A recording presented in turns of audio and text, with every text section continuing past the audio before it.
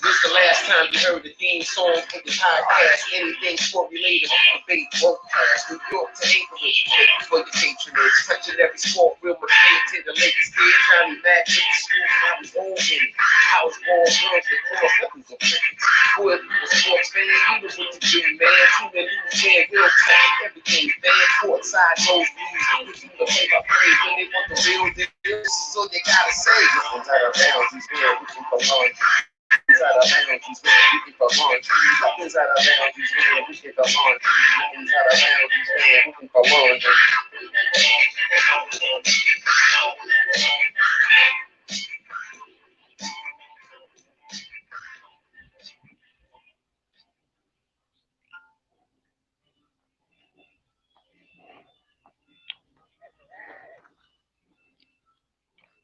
All right, welcome to another episode of Rooting for Laundry. This is episode number 30. I'm your host, Johnny McDonald.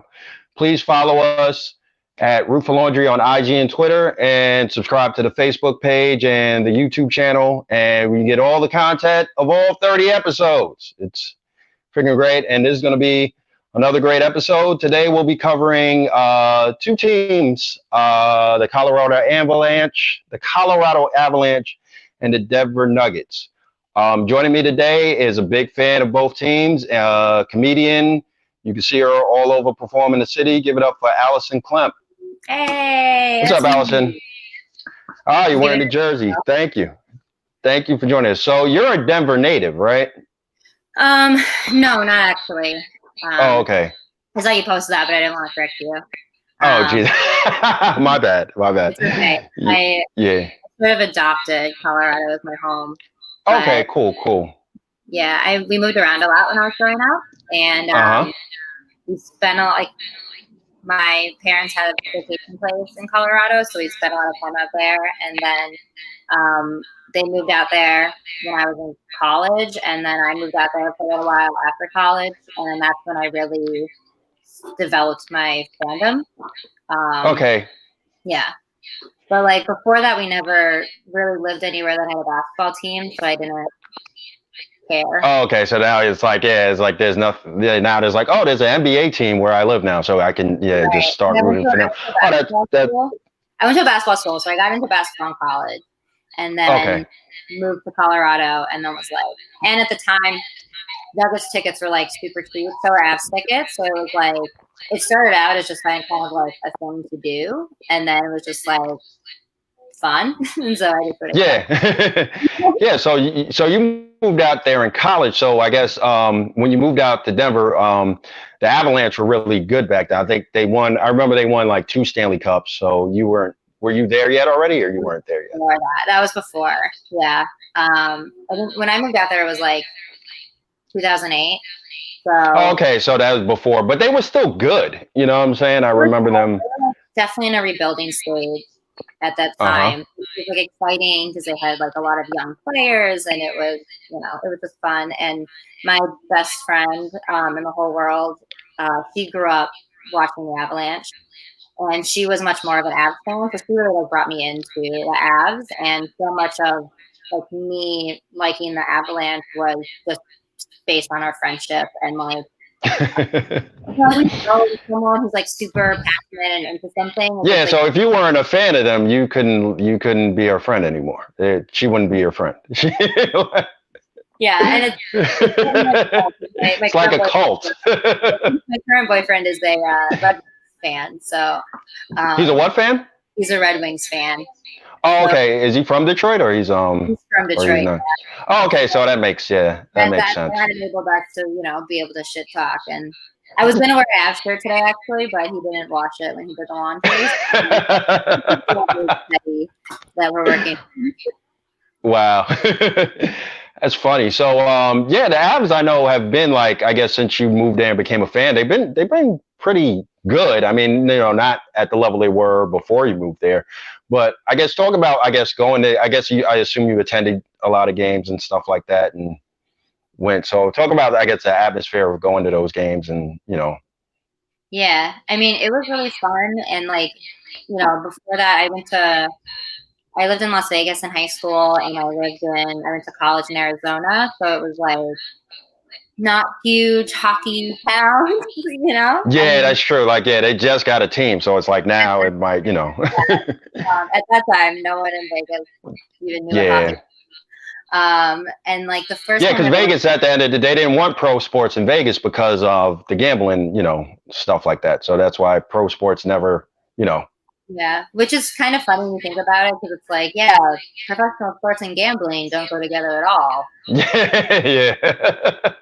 I guess they were like, oh, Vegas, they might rig. I don't know what you can do. I mean, even though like when you watch like, I'm a big boxing MMA guy, in boxing, I know stuff is definitely like, can go different directions, with stuff. But I know, but sports, yeah, it's about time. Yeah, you have a sports team in Vegas. Now you draw more people to come there. You know what I'm saying? So, yeah, for sure. And it's been good. Like, basically needed something to like rally around and like have something to have pride in. So that was a good move for them. Like the first time I ever went to a hockey game was in college, and the only reason I went was because there was a TA I had a crush on who I knew was going to the hockey game, so I had been stalking him on Facebook, and so I went to the hockey game, basically to stalk a guy, and I was like, "Oh, this is like really fun, actually," and like kind of the same vibe. Yeah. So then when I was living in Colorado, I was like, it's funny to me because it's like so not what I think most people's hockey experience is, because for me it was like girls' night out, we're going to the hockey game, which is like not. Yeah, it's definitely not. But it was like very loose. Like they're like people come. It was like very low key. I mean, it's like going to the Pepsi Center. It was just like kind of a free for all. Like we would go to the games, and then we would just be able to like move around whatever section we wanted. There was like very low key security at that time, so we just sort of had the run of the arena. Yeah. And those are the best. Like we pay like $20-$30 for a ticket. Yeah. And just like then you just walk down and just move around. Yeah. I've been doing that almost all my life, man. Yeah, it's like at Knicks games when the Knicks were bad, it's like, the Knicks are still bad. They'll never be. I don't know when they'll be good again, but like, yeah, it was all the time. We got to know, like I had season tickets like around 2002, 2003, to the point everybody knew us. So, me and my cousin, whatever, and other friends I would go with. And, we would just, get in and sit. One point I got as far as the first row. So it's pretty good. Not a bad yeah, so a bad perk, but like, I could see that happening. It's after a while, it's easy to do. So that actually when I was here and like that's cool. So oh sorry, I have a friend who has or I don't think he still does, but he had Rangers season tickets at the time, and the Avs were playing, and he was like, I don't know any other Avs fans, so do you want to come with me to this game? And I was like, yeah. And it was, yeah. It was, I think, the first time. It was. I don't know if maybe that's not true, but it was definitely the first time I got into a hockey game in MSG, and the vibes were crazy. Yeah. Like, I've not been to like Rangers games. It was like another level of intensity that I was like. Yeah, it's very going to the Garden. Yeah, it's like these people are crazy. Yeah, it's a different. In the Garden. Yeah, it's pretty cool. So all right. So we'll move on to the Denver Nuggets. So you've been a fan, I guess, since another situation because you moved there in college. Same thing with the Nuggets too, right? Mm-hmm. Yeah. So them around like right around the end of Melo's time there was when I started. Yeah, and they were and they were go ahead. I'm sorry. It's fine. There's like a little delay, but it's okay. Yeah, but so when Melo was there, it was like they were good. They were good. Like he basically like kind of reachized. They were like before he got there, they haven't went to the playoffs in like 10 years. So that's a gap. So were you there in like 2009 when they went to the Lakers? Yeah, I was there. I think that was like right at the beginning of when I started like watching them. But I don't remember the that too specifically, but like, I honestly can't even remember. I was like trying to think back, like if I could even remember like my first Nuggets game, and I honestly am not sure if I do. But like there are like some notable for sure. Like I had my boyfriend at the time. It's funny how like basketball has sort of tracked through my relationships because like my first boyfriend. This is how I remember things. So this is fun now. All of my memories. But yeah, like that's great. My first boyfriend.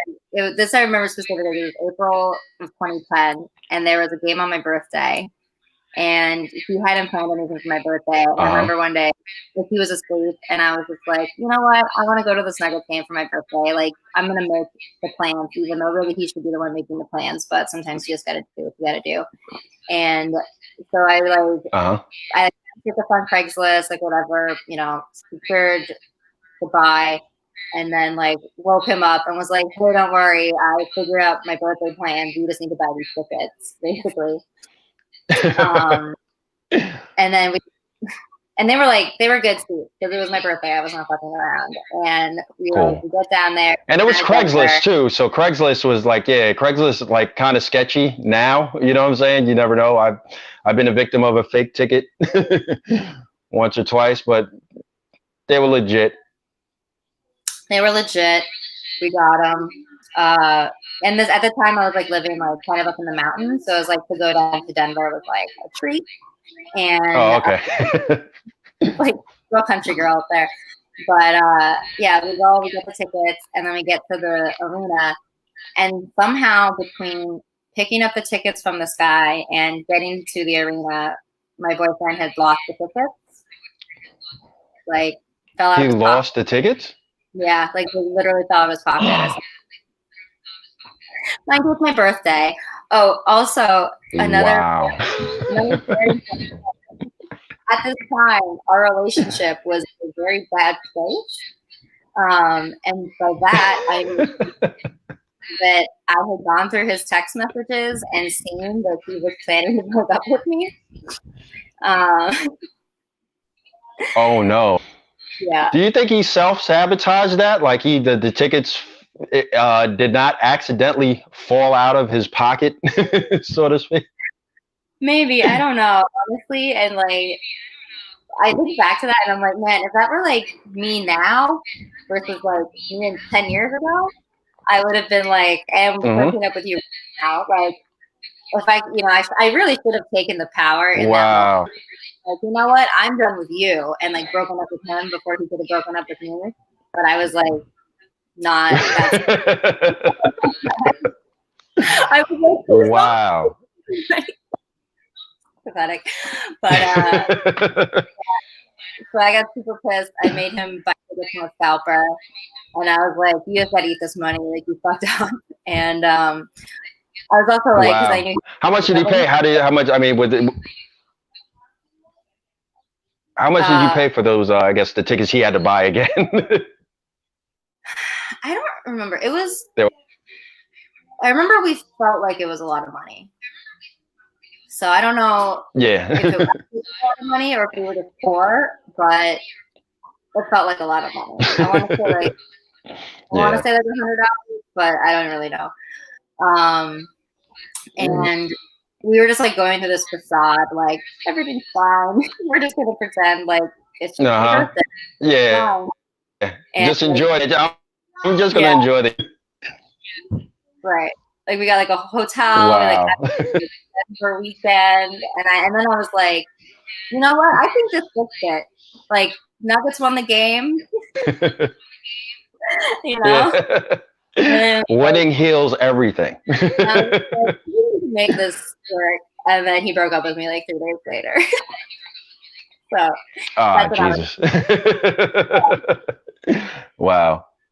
So and then were you what happened, which was I didn't realize how much Melo's trade to New York was foreshadowing for like my own life. Like I would also be making a departure. Maybe it was meant would be together. I don't think he's married anymore. I don't know what his status with Lala is, but yeah. No, it was not meant to be. So, but I still committed to the Nuggets though, and then I just got a new boyfriend with him instead. New same team. Wow. Same team. So yes. So when Melo left, I know that had to hurt. I mean, how was the city of Denver feeling? I mean, because it was foreshadowed for a long time that he wanted to come to New York. He's from New York. Well, born in New York at least. So he was like, all right, then, you know, he definitely, that whole scene heard riffs between him and George Karl, you know, back and forth. But I mean, how did the city take it? Honestly, like the vibe that I remember was just people being so done with him at that time. Like everybody felt like, you know, he was acting like an asshole. He wanted to go to New York and be a star. It felt very much like an ungrateful teenager, and you're like, you know, like we raised you, and now you like just want to run away to college in New York and whatever. But so everything was just kind of like, it was here, you know, and it was just like the vibe. It had become very toxic. It wasn't like LeBron. It wasn't like LeBron when they burned his jersey, right? They didn't go that far, did they? No, it wasn't that far. It was just like, I think we felt like he was making it very clear, like he thought he was better than us. And Denver, I think, especially at that time, Denver had such like an inferiority complex as a city, you know? That was before weed was legal, right? Got it. Yeah. And, you know, so it was before the green rush and everything. You know, we just kind of looked down a lot and felt like we were really getting a lot of respect in general. And so then when, like, you know, Melo was like, you know, credit where credit's due. Melo, like, put the Nuggets back on the map, right? Like, yeah, definitely. Yeah. Owe him that. But yeah, so then it was like, it just felt like, honestly, it just felt like getting broken up with. Yeah. And then he's just like talking shit about you to like everybody, and you're just like, all right, fine. Well, we don't want you anyway. Yeah. So, and they're young and they cute, you know. Yeah. I remember being like very excited about Gallinari, but it was fun. Like once Melo left. Yep, the rooster. Yeah. Yeah, I mean, the Knicks made a trade. A lot of people still regret the Knicks making that trade. Like Knicks fans, like, I mean, I get it. You get Melo. Melo was a top 5 player at the time, so I was fine. I was fine with him getting him. But like Denver, like you guys made out well. You know, Gallinari played well. Wilson Chandler played well, and you guys were still in contention for something. Still a good team, you know. And I think we got Gary Harris from that trade too, because I think we got the draft pick. Draft pick, yeah. That's a typical Knick move, yeah. So you just trade picks and things. Yeah. How did that trade feel on your end? You were good about it? Say that again? How did the trade feel on your end? Said about at the time, it made sense for me because I was like, you know, we're getting a top. I still consider at the time he was a top 5, maybe top 10, top 5, top 10 player, and he's probably the greatest player that the Knicks ever gotten. Ewing, you know, as far as talent power and stuff like that, we finally got the guy we wanted. So I'm like, I think the trade was made maybe a little bit prematurely because we could have picked if Melo wanted to come here so bad, we could have signed him when he was a free agent, you know. So that's the way I looked at it. Instead of trading for him, instead of throwing all the chips, even though I like a lot of people bitch about what we gave up. Yeah, we gave up a draft pick, but I don't bitch about giving up like Raymond Felton, Gallinari. Those guys were good. I mean, I even felt him back like a year later. So it didn't phase me at the time. It didn't feel weird for me. You know, it was like we got a guy that can lead us possibly somewhere. And almost like in 2013 when the Knicks won the division and, you know, went to like the second round of the playoffs, that team was good. I mean, they had an older team. You had Amari and Chauncey Billups was another guy. You had old pieces, but they were still good. It was like, all right, you know, we have like, you know, we're winning, but then after a while it started to crumble, and I was like, yeah, it didn't work. I don't mind the risk. You know, at the end of the day, I think, you know, so I'm ready to move on. Yeah. That's the way. Definitely the way I looked at it. So, but now, I mean, the Nuggets are like, you know, all these like, you know, years of struggling. 2013, they had like a playoff for like 6 years, and now like last year, not talking about bubble year, but last year, 2019, they won 54 games with Jokic and Millsap and Jamal Murray, who's like, I'm like, who the hell is this guy? And that Portland to 7 games in the second round. How was that series and having all these like this talent, like young guys that kind of unknowns, but like oh man, these guys are great. How did you feel about that? I felt really good. It was like the first time I was like, I guess I was really excited about the Nuggets again. I moved to New York at like the end of 2019. I was living in New York already when we got Jokic, and I kind of like wasn't paying as much attention at the time.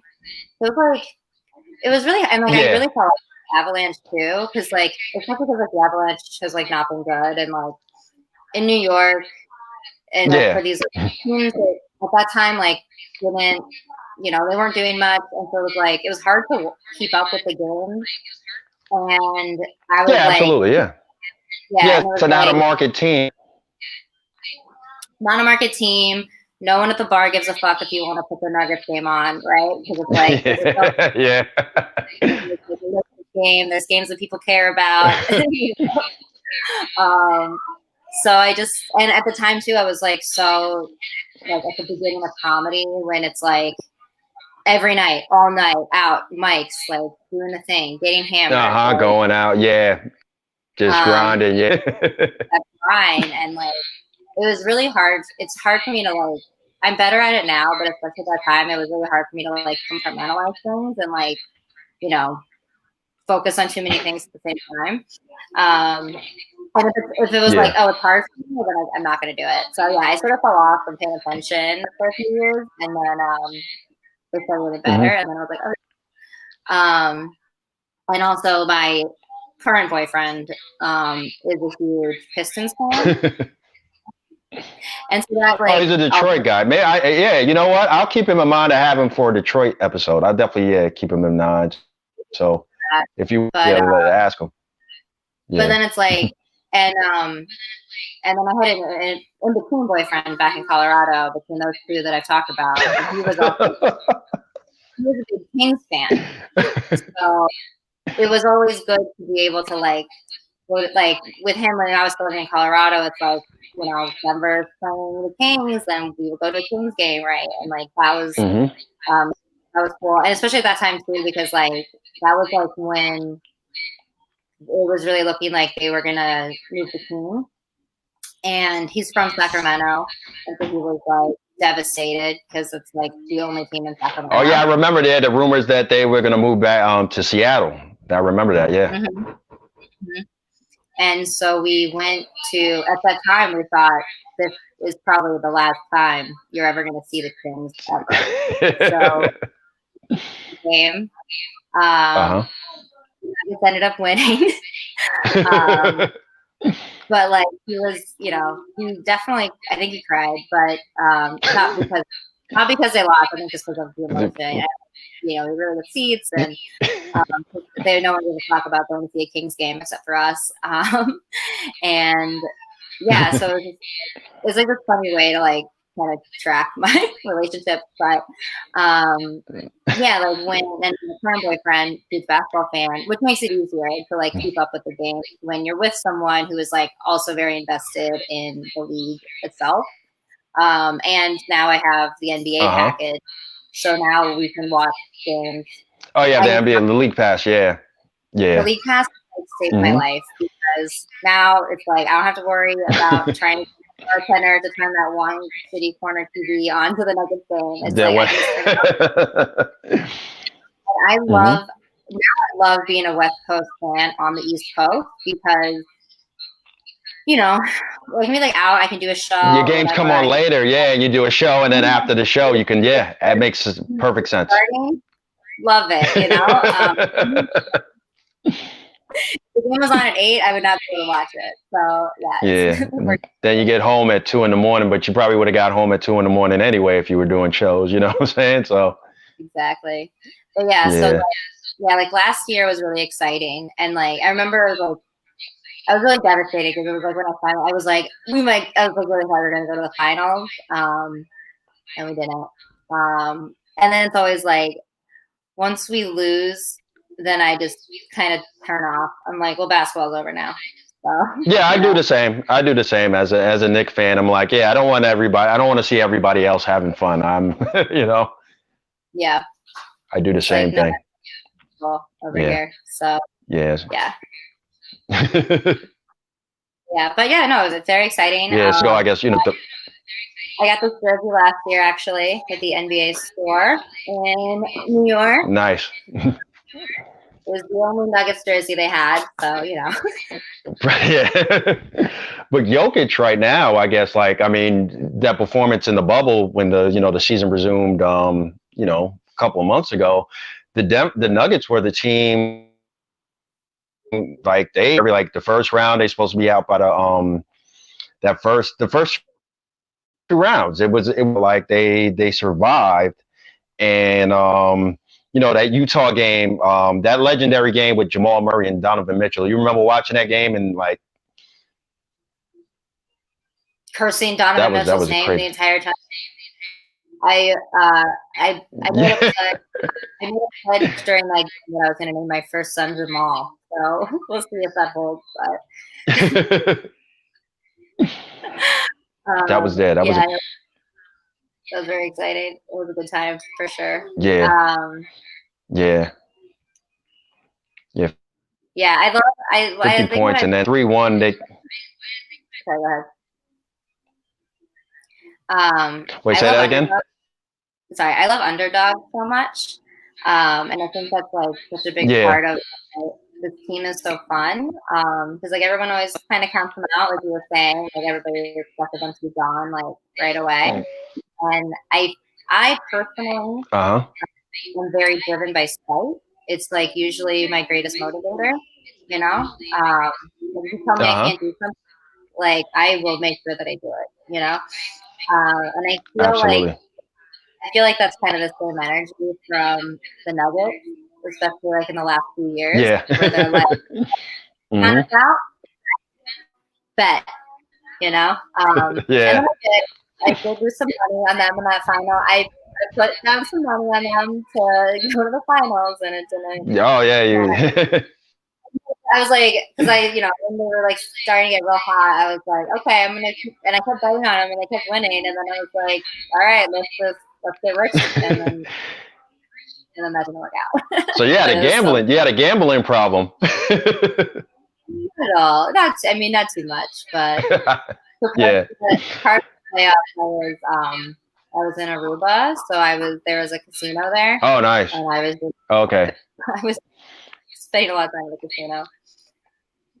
Yeah, so you were in the environment where like, I might as well drop some money on these guys. Right? I'm out here, like, I'm on vacation. I remember I went to the sports book, I placed a bet, and then I was like sitting outside, and this guy came up to me and he was like, oh, were you just in the sports book? And I was like, yes, I was the only woman in there, so yes, that was me. And he starts like talking to me about like, oh, like what did you bet on? We're talking about our bets. And I told him I bet on the Nuggets, and he was like, "Why did you bet on the Nuggets?" And I was talking about how they've been playing so well, and I feel like, and I was talking about Jamal Murray, and I feel like they're really on a roll right now, and all these things. And he just kind of gave me the smile, and he was like, "Oh, so you think like you didn't know, yeah." And he goes, "Oh, you still don't." And he's like, "That's cute." He's like, "Oh, you believe so. it?" Wow.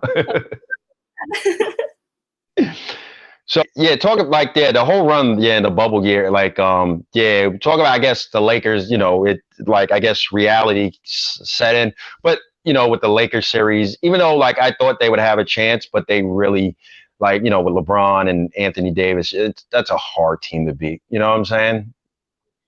Plus the COVID. How did you feel? Yeah, that had to suck. I mean, it was a fun run. One of the greatest rides I've seen. Down 3-1 one series, and then down 3-1 another series, and then all right, we can probably beat the Lakers. It's a possibility, but it just the Lakers just showed up and just all right, that's what we do. That with LeBron and AD, that's what they do. Unfortunately, LeBron and AD are two of the best. And LeBron, I think, is kind of driven by spite, and I think he was definitely feeling last year, and so this was his year. And it's funny because at the beginning of the year when Kobe died, and I was actually in LA when that happened. And, it took everybody. Yeah. I mean, we were in a diner at brunch, and the news came on TV, and I've never seen anything like it. This old Jewish women were just sobbing over their brunch, and I was just yeah. Like that before. Wow. We went down to the center. We paid our respects, and I never said a positive thing about Kobe Bryant until the day that he died. I hated Kobe my whole life. Before I even had an opinion about the Nuggets, I hated the Lakers because my dad is from LA. Yeah. And so absolutely. Oh, okay. So it was I don't even have a team, but fuck your team. Yeah. It was wow. I was the Yankees of basketball, who gives a shit, you know what I mean? And I always hated Kobe. And I had an ex from college who was a huge fan who loved Kobe. That's right. It's funny. I'm thinking you have dated every guy who liked a team in the NBA. I'm working my way through the whole league. yeah, working your way through the whole league. You'll get there. Yeah. Wow. It's hilarious. So it was just crazy. We actually, my boyfriend and I, we were part of a picture that got put on the cover of the New York Times for their Midwest release or whatever, which was very random. A friend started messaging us the New York Times because we were standing in front of the Kobe memorial. But I digress. So that's my credit now. But I remember when that happened, I was there's no way. But again, from my Kings fan ex-boyfriend, I learned all about, the Lakers series and the shenanigans. And so I was they're just gonna pull the same shit. Even if what happened still lies on the players, I was just in my heart of hearts, I knew that the Lakers were gonna pull it out. And then I let myself believe, but I was deep down, I always knew it was going to be the Lakers. Yeah. Yeah, it was. Yeah, you're not going to beat that team. So, yeah. So, now the season might start back up in December. With the team intact, how do you feel about, I guess, the Nuggets going forward to this? If the player in December, I guess, how do you feel about, the upcoming season? I mean, I feel good about it. I'm excited. I, as a fan, never pay attention to what happens in the off season, so Yeah. I'm not. I like to come in like, you know, it's like I like to see the movie without having seen the trailer. Essentially, when it comes to Yeah, sports. exactly. Yeah, it's like, all right, woo, what's this? Yeah, it's more exciting that way. Yeah, I get it. Like it's hard to like I said, it's hard for me to follow too many things at the same time. So Yeah, this absolutely. year, Yeah. so I just checked out of baseball completely this year because I was like, there's too much happening all at once. Like, you know, and like baseball was just like, I don't know, I felt like kind of a mess. So and like football, I've been like just occasionally I check in. But yeah, so I feel good about it. I'm interested to see how it's gonna go with, you know, this current world we're living in. But yeah, my I feel like I'm talking about my boyfriends a lot, but my boyfriend. Yeah, I think this is a therapy session. Yeah, but every podcast is a little bit of a therapy session. Are you familiar with Whiskey Basketball Day? No, what's that? Okay.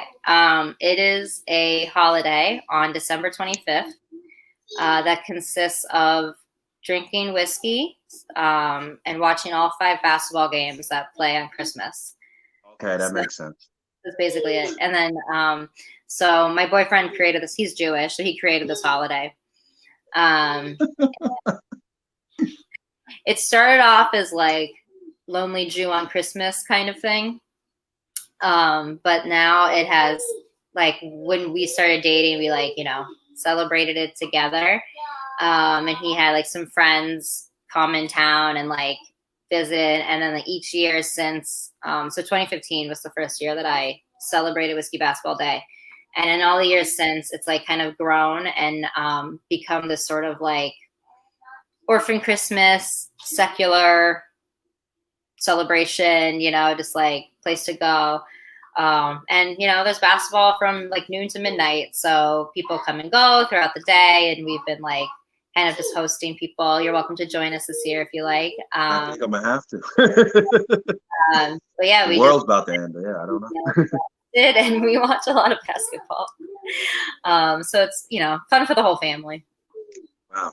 That's cool. I think to have the season starting right before Whiskey Basketball Day.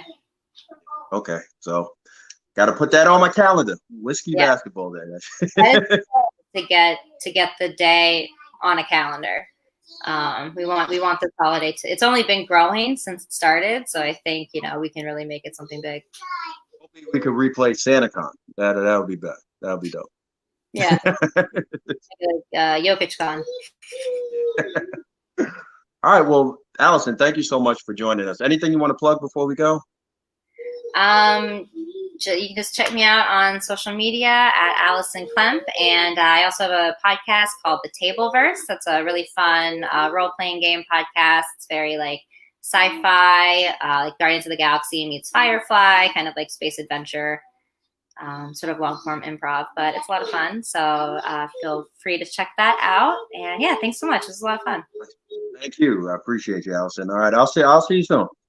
Yeah, have a good one. All right, take care. All right, guys, that was Alison Klemp. Follow her on the social media and follow what she's doing. Thank you again for joining us for another episode of Rooting for Laundry. Next week, another guest, another team. My name is Johnny McDonald. Thank you again. Have a good one.